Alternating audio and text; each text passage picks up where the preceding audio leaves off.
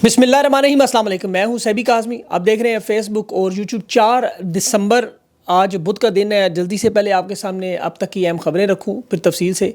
सऊदीया के साथ फ्रांस का भी पाकिस्तान पर शदीद दबाव। शहजादे के वाज़ेह हुक्म के बाद फ्रांस के सदर ने भी शहबाज शरीफ को कर्ज, इमदाद और भीख की बजाय क्या कह दिया। फ़ौज अपने बैरकों में वापस, अवामी ताकत का दुनिया में अनोखा मुजाहरा। 2 घंटों में मार्शल ख़त्म, गोली नहीं चलाई। पख्तूनों के खिलाफ साजिश, मुराद सईद ने भी बेनकाब की। पाकिस्तानी अपने भाइयों के साथ खड़े हो गए।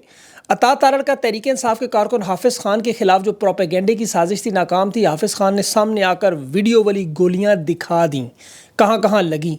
तहरीक इंसाफ अंगड़ाइयाँ लेने के लिए तैयार। जनवरी में बहुत बड़ा लॉन्ग मार्च और एहतजाज। और माइनस शहबाज शरीफ फार्मूले पर बिलावल को तैयारी का हुक्म। अंदरूनी खाना क्या वारदात हो रही है। 27 अरब डॉलर से 200 अरब डॉलर तक इस्टेब्लिशमेंट की बिजनेस एम्पायर इस वक्त बाइकआउट की वजह से शदीद तरीन ख़तरे में। तफसीलात मैं आपके सामने रखता हूँ। सबसे पहले दुनिया में अभी एक बड़ा अनोखा वाक़या हुआ जिससे पाकिस्तान के लोगों को, इदारों को, हुकूमत को, अदालतों को, ये सबको सीखने के लिए 2024 का सबसे बड़ा सबक। तफसील में आपको बताऊं। जनूबी कोरिया में उनके सदर ने कल फ़ौज बुलाकर मार्शल लॉ लगा दिया। आर्मी चीफ को मार्शल लॉ एडमिनिस्ट्रेटर बना दिया। फ़ौज ने पार्लियामेंट पर कब्जा कर लिया। तमाम सियासतदानों को पार्लियामेंट में अंदर जाने से रोक दिया। मीडिया को मुकम्मल बैन कर दिया। कानून और आइन को मुअत्तल कर दिया। ये खबर पूरी दुनिया में फैल गई, अवाम को पता चला। और जिसकी तवक्को थी वो लोग ज़ाहिर है जुल्म जबर नहीं मानते, ताकत से हुए फैसले अवाम नहीं मानती कहीं भी। अवाम सड़कों पर आ गई। पार्लियामेंटेरियन ने पार्लियामेंट का रुख किया। जवाब में फ़ौजी दस्ते भी हरकत में आए। ये मनाजर पूरी दुनिया में लोगों ने देखा। जिस तरह अदम एतमाद की रात खान की हुकूमत गिराई तो पूरा पाकिस्तान सड़कों पर था। बिल्कुल वही मनाजर। पार्लियामेंट का लोगों ने घेराव किया। फ़ौज और अवाम सामने आई, बंदूकें हाथ में लोडेड। और ख़वातीन, मर्द और बच्चे, वो आपने जिस तरह डी चौक में देखा, लेकिन वो नहीं हुआ।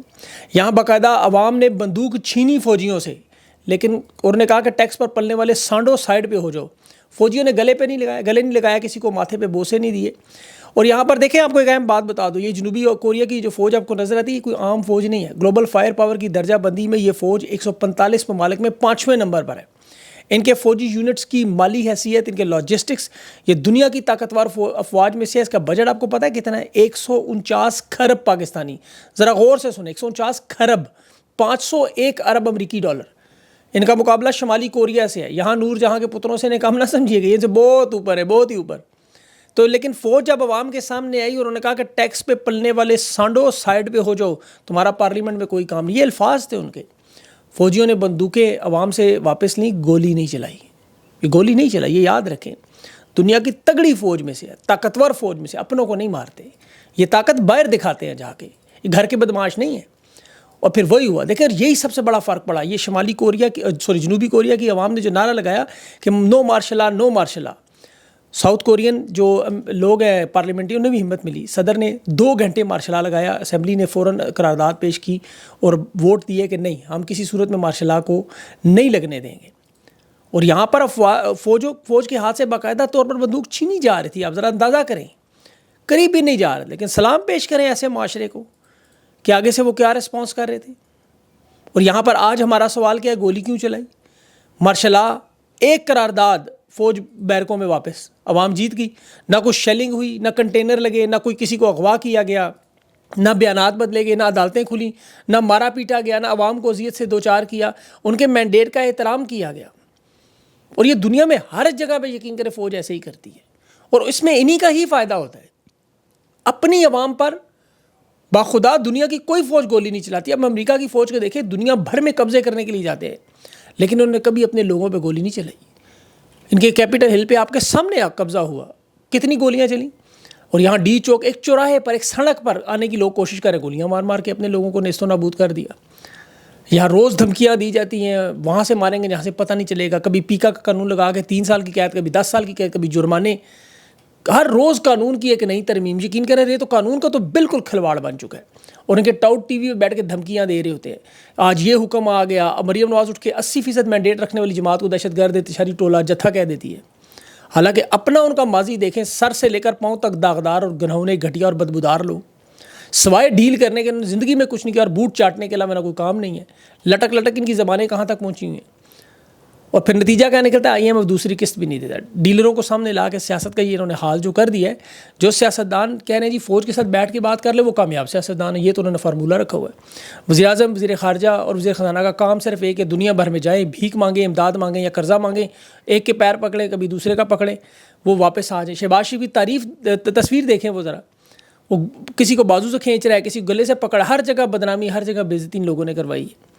اور لوگ پوری دنیا جانتی ہے کہ بدنام زمانہ چور ڈاکو نے اکٹھے. دنیا کی دیکھیں جو ادارے ہیں ان کی رپورٹ موجود ہے کہ جو لوگ کونسلر نہیں بن سکتے وہ ان بڑے بڑے عہدوں پر آ کے بیٹھ گئے ہیں. کوئی وزیر اعلیٰ لگ گیا، کوئی وزیر خارجہ لگ گیا، سیاسی بدبودار لاشوں کا ایک سیٹ اپ بنا کے ملک کو پتھر کے دور کی طرف لے گئی. اچھا، یہ جنوبی کوریا کی تھوڑی تاریخ آپ بتاؤں. یہ شروع سے آزاد ملک نہیں تھا، پاکستان بننے کے 3 سال بعد آزاد ہوئے 1950 میں. یہ بھی اور شمالی کوریا بھی. حالات دیکھ لیں آپ کے سامنے. اور یہ بڑی امپورٹنٹ ایگزامپل دے رہا ہوں میں آپ کو. 1961 میں یہاں پر بھی مارشل لا لگا 18 سال کے لیے، 18 سال. وہ 1979 میں ان کا وہ قتل ہوا مارشل لا والا. اس کے بعد پھر دوسرا جنرل چوہان آیا، اس نے آ کے اقتدار پہ قبضہ کیا. اس کے بعد پھر 1987 میں جا کے دوسرا مارشل لا ختم کیا گیا. یہ ملک بھی اسی طرح تھا. 1950 میں بہت غریب ملک تھا کوریا، بہت غریب ملک. آج جنوبی کوریا دنیا کی 10ویں بڑی معیشت ہے. ٹیکنالوجی، مینوفیکچرنگ میں، برآمدات میں، صنعتی ترقی میں. یہ سیمسنگ ٹی وی آپ کا ان کا ہے، LG ٹی وی آپ کا ان کا ہے، ہوڈائی کمپنی آپ کی ان کی ہے. دنیا کی عالمی برانڈز کی جتنی بڑی ٹیکنالوجی کی، یہ ان کا مرکز ہے. انفراسٹرکچر دیکھیں ان کے سارے شہر سمارٹ شہر ہیں. انٹرنیٹ، معیشت کہاں سے کہاں پہنچ گئی. تعلیم ہے، ہنرمند ہے، برآمدات ہیں ان کی، الیکٹرانکس دیکھیں، گاڑیاں دیکھیں، شپ بلڈنگ ان کی بہت بڑی انڈسٹری ہے. پاکستان کے جو جدید شہر ہیں ان کے گاؤں سے بھی پیچھے ہیں. ان کی آرٹیفیشل انٹیلیجنس دیکھیں، ان کی روبوٹ ٹیکنالوجی دیکھیں. انہوں نے پوری کی پوری تقدیر اپنی بدل دی. اور انہی کے ساتھ موجود ہے کون سا؟ شمالی کوریا. 1950 میں وہ بھی آزاد ہوا جنوبی کوریا، لیکن سیکھا کچھ بھی نہیں. نہ سرمایہ کاری، نہ بیرونی تجارت، بین الاقوامی پابندیاں الگ. یہ ایٹمی ہتھیاروں میں لگے، میزائل بنانے میں. فوج کا مکمل قبضہ شمالی کوریا میں 1990 میں. آج بھی دیکھیں 2024 میں قحط ہے وہاں پر. 1/3 سے زائد آبادی غذائی قلت کا شکار ہے. دنیا میں کوئی ان سے تجارت نہیں کرتا، کوئی بات نہیں کرتا، نہ کہ درآمدات کر سکتے ہیں. انسانی حقوق کی پامالی میں آپ حکومت کے خلاف آواز اٹھائیں، گلا پکڑنے آتے. کوئی شہری آزادی نہیں. سارے کے سارے اخراجات فوج پہ لگا دیتے ہیں. 70% جو معیشت کا ہے وہ فوج کے اخراجات پہ چلا جاتا ہے. نہ تعلیم، نہ صحت، نہ سرمایہ کاری. دنیا میں سب سے پسماندہ معیشت میں دونوں ممالک آپ دیکھ رہے ہیں، جنوبی کوریا اور شمالی کوریا. انٹرنیشنل کمیونٹی کا کوئی لیڈر وہاں نہیں جاتا. تنہائی کا شکار. ایک ہی خطے میں 2 ملک اور دونوں کے حالات. یہاں پہ پاکستان اور ہندوستان آپ کے سامنے. ہندوستان میں جمہوریت کا فلسفہ آیا، وہ چاند پہ پہنچ گئے. پاکستان کو انہوں نے شمالی کوریا بنا کے پتھر کے دور میں لے گئے. واٹس ایپ تک نہیں چلتا آپ کا، انٹرنیٹ بند ہے، عوام کا اپنا گلا گھونٹ دیا. حالت یہ ہے کہ اپنے ہی ملک کے پختونوں کے ساتھ وہ ہو رہا ہے جو 1971 میں بنگلہ دیش کے ساتھ ہوا. تاریخ سے کوئی سبق نہیں سیکھنا انہوں نے. ایک ہی سبق سیکھا ہے بس، یہ کہ نہیں سیکھنا. ملک کے ٹکڑے کرنے میں اس وقت لگے ہیں. باخدا پاکستان کو یہ اس وقت بدامنی میں 145 ممالک میں 142ویں نمبر پر، پہلے 3 ممالک میں 32 ممالک. پختون ہونا ملک میں جرم بنا دیا انہوں نے. نون لیگ جس طرح صوبائیت کو ہوا دیتی رہی، وہ کارڈ کھیلتی رہی، جاگ پنجابی جاگ، وہی معاملہ ہے. آپ کو یاد ہوگا APS کے سامنے کے بعد ملٹری عدالتیں بنا کر مختونوں کے ساتھ ظلم ہوا. اس کے بعد نقیب اللہ محسود کا معاملہ ہے، اس کی شہادت سے PTM بنی، جو آج بھی دیکھ لیں کتنی بڑی تعداد میں. یہاں مزدوروں کو، ریڑھی والوں کو، غریب لوگوں کو اٹھا کے ان کے ID کارڈ چیک کر کے ان سے پاکستانی ہونے کا ثبوت مانگتے ہیں. پوری دنیا میں پاکستانی 5 سال کی شہریت مل جاتی ہے، یہ 50 سال سے رہ رہے ہیں. ظلم و ستم کا ایک بازار ان بیچاروں پہ گرم کیا ہوا پختونوں پہ. یہ بڑا ظلم ہے. اور تحریک انصاف کو معاملات کو اپنے ہاتھ میں لینا ہوگا. سب سے پہلے تو دیکھیں، ایک تو اب ان کی جو 24 نومبر کی کال تھی، اس کے بعد اب ان کی کال جو ہے وہ یہ دیکھ رہے ہیں کہ حالات دنیا کے کس طرف ہیں. جنوری میں تحریک انصاف کا دوبارہ لانگ مارچ کا اعلان ہے، یہ جلدی آپ کے سامنے آ بھی جائے گا. اور اس کی وجہ یہ پہلے بھی ان کے رہنما 24 نومبر کی بجائے جنوری میں کرنا چاہ رہے تھے. ایک تو اس میں امریکہ کی حکومت کی تبدیلی تھی، انسانی حقوق کی تنظیمیں اس میں ظاہر حرکت میں آ رہی تھی. پوری دنیا میں ایک دباؤ کا معاملہ ہے، اور جو قراردادیں دنیا بھر میں ہوئی وہ بھی ساری پیش آنی تھیں. اب یہ سارا معاملہ ایک طرف تھا کیونکہ ڈونلڈ ٹرمپ کی ابھی ٹرانزیشنل حکومت ہے، وہ بڑے اہم فیزز کی طرف ہے، اور وہ فی الحال تو اپنی حکومت بنانے میں، اپنی ٹیم بنانے میں مصروف ہے. پھر اس کے بعد فلسطین کا معاملہ اس کی ترجیحات میں ہے، پھر یوکرین کا معاملہ اس کی ترجیحات میں ہے. اب اس دوران تحریک انصاف کی جو لوگ ہیں وہ کوشش تو کر رہے ہیں. ڈونلڈ ٹرمپ کی ابھی تک جتنی ٹویٹس آئی ہیں وہ فلسطین کے معاملے کی طرف ہیں، اور یقین کریں فلسطین اور یوکرین کے معاملے کے ساتھ ہی پاکستان کے معاملہ جڑا ہوا ہے. اب ظاہر صدر بننے کے بعد وہ فوراً پاکستان کی طرف تو نہیں کوئی اس طرح کا مسئلہ آئے گا، لیکن اس کی طرف سے صرف ایک ٹویٹ ہی آنی ہے، اس کے زیادہ کام بھی نہیں ہے. اب اس وقت جو بڑی بڑی قراردادیں امریکہ میں پیش ہوئی ہیں تحریک انصاف کی، وہ لوگ جو وہاں موجود ہیں، اوورسیز پاکستانی موجود ہیں. اب یہ شہداء کا معاملہ بہت بڑا معاملہ ہو گیا، الیکشن کا معاملہ ہے، عمران خان کی رہائی کا معاملہ ہے. ان تمام چیزوں کو اگر انہوں نے پریزنٹ صحیح کر دیا اس کی ٹیم کے سامنے، تو پھر ظاہر انٹرنیشنل دباؤ میں بہت بڑا اضافہ ہوگا. اب لوگ سمجھتے ہیں امریکہ کی طرف کیوں دیکھ رہے ہیں، کیونکہ معاملہ شروع وہیں سے ہوا تھا، وہیں سے ختم ہوگا، یہ سب جانتے ہیں۔ اس وقت اسٹیبلشمنٹ اور حکومت کے مسائل بڑھتے جا رہے ہیں، کیونکہ ایک طرف تو دیکھیں ان کے لیے پوری دنیا تنگ کی جا رہی ہے، جہاں یہ اپنے سیاسی نعرے لگانے والوں کو گولیاں مار رہے ہیں، کنٹینر لگا رہے ہیں، کبھی عمران خان کو قید کیا ہوا ہے، اسپتالوں میں سے لوگوں کی لسٹیں تک غائب کی گئی، جو صحافیوں کے ساتھ ہو رہا ہے، جو ججز کو ڈرایا دھمکایا جاتا ہے، اپنی پوری عوام کو اپنا دشمن بنا کے چوروں ڈاکوؤں کو مسلط کیا ہوا ہے، بھیک مانگ مانگ کے امداد لے لے کے آگے کام چلانے کی کوشش ہے، اور یہاں ایک 80% جماعت کو ختم کرنے کے لیے، تباہ و برباد کرنے کے لیے پوری کوشش، اس میں ناکامی تو غصہ پاکستان کی عوام پہ نکال دیتے ہیں۔ اب یہ دیکھیں پیپلز پارٹی کے رہنما کی گاڑی کے نیچے وہ رینجرز کے 4 لوگ جو شہید ہوئے، پرچہ عمران خان پہ کاٹ دیا۔ اب دنیا سے سوال پوچھ رہی ہے، کل جب شہباز شریف کی جو فرانس کے صدر میکرون سے ملاقات ہوئی، شہباز شریف نے تو اس کے ہاتھ ایسے تھامے ہوئے تھے جیسے وہ 2 پریمی آنکھوں میں آنکھیں ڈال کے تصویر بنا، مجھے خطرہ تھا کہ اس کے ہونٹ ہی نہ چوم لے، اتنا قریب تھا، پتہ نہیں وہ بدبو آتی ہوگی اس کو بھی منہ سے اس کے۔ لیکن انسانی حقوق کی بات وہ بھی فرانس بھی کر رہا ہے، وہ بھی پاکستان کے حالات میں تشویش کا اظہار کر رہا ہے، سیاسی صورتحال پر بھی، معاشی صورتحال پر بھی۔ جب تجارت پر شہباز شریف نے اس سے بات کی، یہ ان کی فرنٹ 24 کی خبریں ہیں ساری، کہ پاکستان کے حالات پر شدید تشویش کا اظہار کیا کہ آپ کے ملک میں سیاسی استحکام ہی نہیں ہے، تجارت کے حالات ہی نہیں ہیں، آپ اپنے حالات ٹھیک کریں، آپ سے کیا تجارت کریں ہم۔ یہی بات محمد بن سلیمان نے بھی کی کہ پاکستان میں انویسٹمنٹ کی کوئی اپرچونٹی نہیں ہے اس وقت، یہ سب لوگ جانتے ہیں کہ پاکستان کے حالات کیا ہیں، اسٹاک ایکسچینج سے وہ لوگ متاثر نہیں تو ان کے پاس اپنی رپورٹس موجود ہیں۔ ابھی تو ایران کا 18 ارب ڈالر کا جو کیس ہے 2010 کا معاہدہ، وہ پیرس کی ثالثی عدالت میں ہے، اور IMF جو دنیا کو امداد دیتی ہے وہ بھی فرانس کی ووٹنگ سے 5% ہے، اس پہ 5ویں نمبر پہ فرانس ہے دنیا میں۔ تو ان کو اپنے معاملات بہتر کرنے کے لیے وہ سمجھا رہے ہیں، پہلے چین سمجھا کے گیا، پھر سعودی عرب نے سمجھایا، پھر امریکہ سمجھاتا رہا، اب فرانس کہہ رہا ہے واضح طور پر کہ اپنے حالات ٹھیک کریں، دفاع کی بجائے معیشت پہ توجہ دیں۔ الجزیرہ نے دیکھے اتنی بڑی رپورٹ شائع کی کہ اسٹیبلشمنٹ کے کاروبار جو 2007 میں 20 ارب ڈالر تھا، 2023 میں 100 ارب ڈالر سے ہو گیا، بلکہ اب تو 200 ارب ڈالر ہو گیا، GDP کا 28% سے زیادہ ان کا منافع ہے۔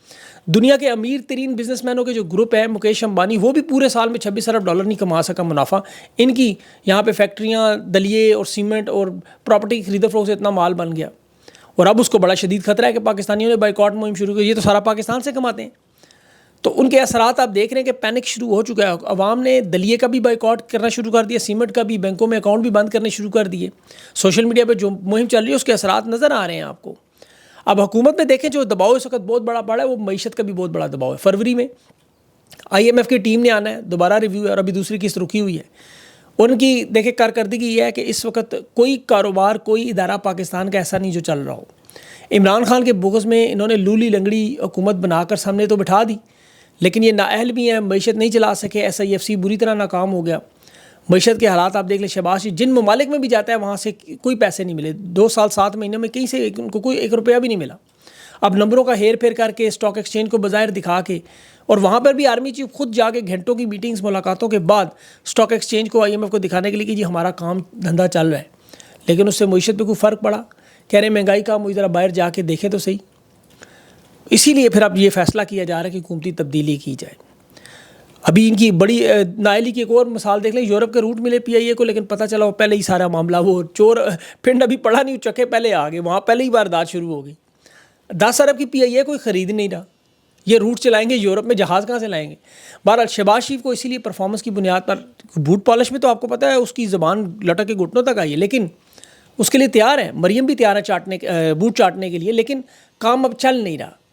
تو اس لیے اب باقاعدہ طور پر جو اس وقت واضح ثبوت آ رہے ہیں کہ حکومت نہ تو اسٹیبلشمنٹ کا دفاع کر پا رہی ہے، نہ حکومت چلا رہی ہے، اور یہ لوگ تو اب باقاعدہ طور پر اسٹیبلشمنٹ کے اوپر سارا کچھ ڈالنے کے لیے کہہ رہے ہیں ہم لوگ تو اس میں شامل بھی نہیں ہیں، جس پر اس وقت اسٹیبلشمنٹ میں سخت ناراضگی ہے کہ انہوں نے یہ ڈی چو کا واقعہ اپنے اوپر کیوں نہیں لیا، کیوں پھینک دیا ہمارے اوپر۔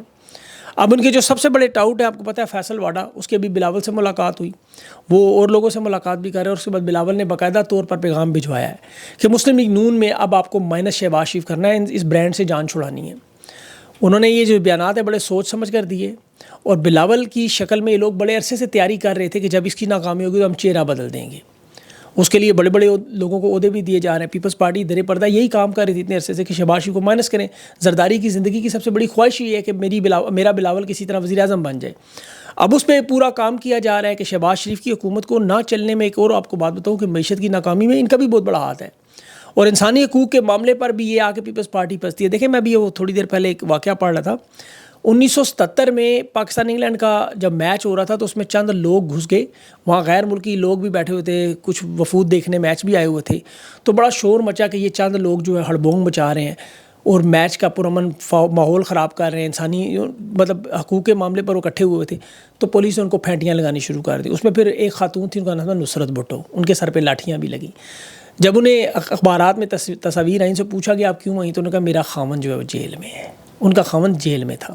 یہ تھی پیپلز پارٹی کی نصرت بھٹو، بلاول کی نانی اماں۔ اس وقت انہیں پاکستان کے غیر ملکی وقار اور مجروح اور عزت اور یہ لفظ یاد نہیں آئے۔ یہ ذرا بلاول کو یہ میں کہہ رہا ہوں، یہ ذرا پڑھیں، ذرا دیکھیں۔ اور آج یہ کہہ رہا ہے جی کہ پاکستان کا وقار مجروح ہو رہا ہے یہ ڈی چوک کے واقعے سے۔ یہاں پہ لوگوں کو شہید کر دیا گیا، 12 لوگ آپ کو پتہ ہے کنفرم شہید ہیں، اور کتنی بڑی تعداد میں تو ابھی پتہ ہی نہیں کسی کو، اسپتالوں میں تو ابھی تک چھاپے مار کے لوگوں کو اٹھایا جا رہا ہے۔ اور ظلم کی انتہا دیکھیں، خدا کی قسم میں سوچ رہا تھا کہ یہ یزید کے دور میں جس طرح اس کے بعد یہ لوگ رونے نہیں دیا کرتے تھے، آج وہی واقعہ ہے کہ شہید ہوا ہو، گھر میں لاش پڑی اور باقی لوگوں کو اٹھا کے لے جائیں۔ بھئی دنیا کے کس ملک میں ہوتا ہے یہ؟ آپ نے مار دیا ایک بندہ، اس کے بعد اس کے گھر والوں کو رونے بھی نہیں دے رہے، پرچہ بھی نہیں کروانے دے رہے، بلکہ ان کو اٹھا کے لے کے جا رہے ہیں۔ وہ لوگ دفنائیں کہ عدالتوں کچہریوں کو چکر لگائیں اپنے لوگوں کو چھڑوانے کے لیے۔ مطلب یہ ظلم کی وہ انتہا ہے کہ اس کے بعد معاملات یقین کریں ایک ہی طرف جا سکتے ہیں، اور وہ معاملہ یہی ہے کہ یہ ان لوگوں کو جانا لازمی ہوگا انشاءاللہ۔